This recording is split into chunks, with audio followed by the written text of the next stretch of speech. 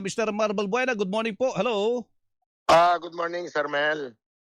Hello, Sir Melo. Opo, kumusta po ang ngayon? Opo, Tuloy-tuloy po pa rin po ang tigil pasada po ng Manibela ngayon. Day 2 na po tayo. opo, nandito po kami sa Nagtahan ngayon at sarado po itong aming terminal ngayong araw. Opo. Terminal nyo, pero yung nagtahan bukas. Bukas po, madadaanan po. Oo. Oo. So, Opo. ilan po kayong nandyan ngayon sa nagtahan, Mr. Balbuena? Sa ngayon po, alas 7 po kasi ang call time po namin. Papunta na po yung ibang kasamahan namin dito, Sir Melo. Mhm. Pero lahat ng jeepney namin dito na nasa 80 po dito sa ruta namin Opo. ay naka Tigil na. nakagarahe lang po kami lahat dito ngayon. Opo. So wala po ngayong aasahan na biyahe ang Manibela. Teka, so ano pong mga ruta po ang apektado po dyan, Mr. Balbuena?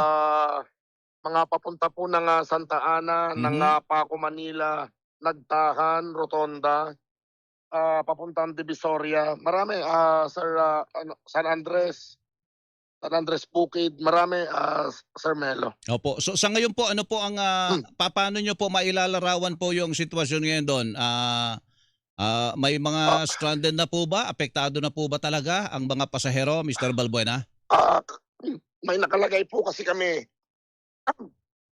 Sir Melo, may nakalagay po kasi kami dito ng mga banner na hindi po kami bibiyahe. Oho. At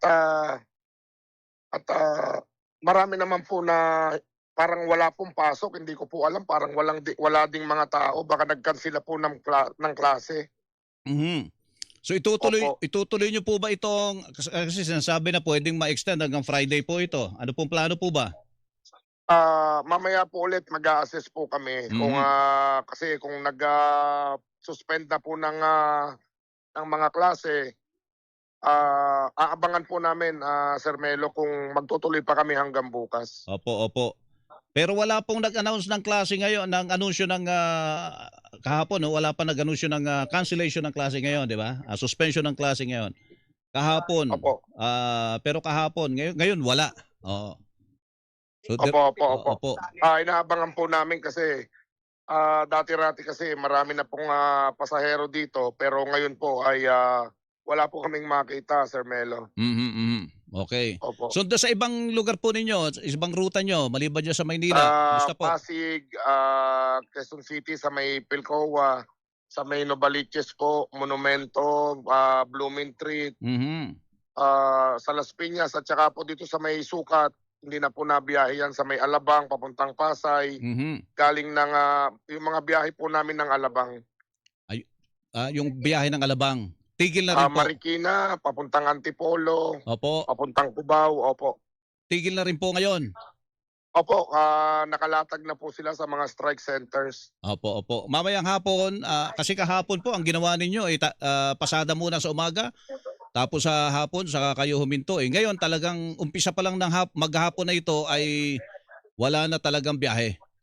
Kahapon po, Sir Melo, lahat po ng miyembro ng Manibela, nasa Pilcoa po kami, wala pong bumiyahe sa aming mga miyembro. Oo. At napansin namin na marami po ang nakiisa sa tigil pasada. Kung mapapansin nyo kahapon ay madalang po ang biyahe. Yung mga hindi po namin miyembro, pero marami po ang nakiisa kahit hindi po miyembro ng Manibela. Sumama rin sa inyo kahapon? Sumama po. Anong sabi ng ibang grupo po, tulad ng Piston at saka Pasang Mazda po? Ano ang plano nila para dito? Sasama din ba sa inyo? Ang alam ko kahapon po, ang Piston ay nagkasarin ng mga protesta nung bandang hapon, Sir Melo. Opo. Okay, sige po. Mr. Balbuena, salamat po. Maayos pa Maraming naman. salamat. Maayos pa Opo. naman yata. Thank you. Okay. Opo, sige. Si Mr. Mal Balbuena, chairperson ng Manibela.